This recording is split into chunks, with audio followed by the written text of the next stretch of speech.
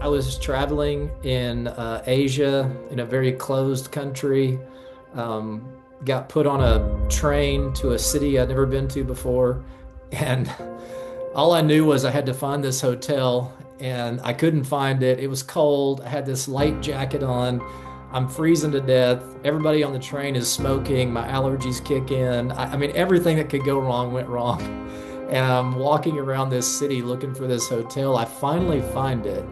And I have to say, uh, a hotel in that part of the world at that time, that's a very generous description.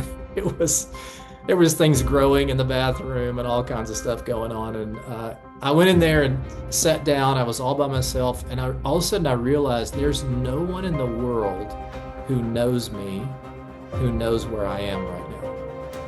And it was an overwhelming feeling. It was like, wow, I don't know if I've ever been this literally alone. And all of a sudden this thought in the back of my mind starts forming, and I couldn't believe I didn't think of it before. And I think it was one of those God moments where he's just prompting you. And I was like, I need to go call my best friend. So I have to go down to the business office to make an international call. And honestly, at that point, I didn't care how much it cost. I did not care. I go down there, I make this call, get on the phone with my best friend, and it was just the most beautiful, I call it the greatest conversation of my life, because it was so powerful in that moment. It just turned everything around. And suddenly I went from unknown and disconnected to known.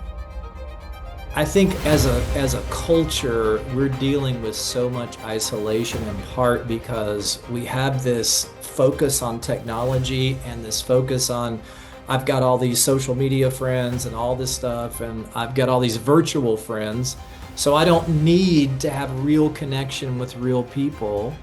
And what that has produced is a whole generation of people who oftentimes don't even know how to have a conversation.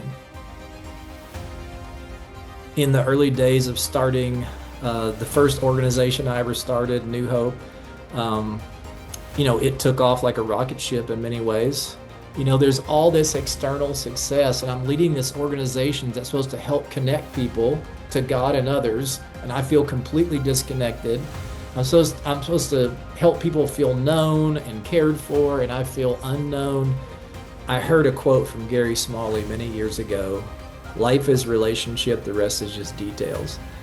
And I think that's one of the reasons that Jesus said, the two greatest commandments are love God and love your neighbor.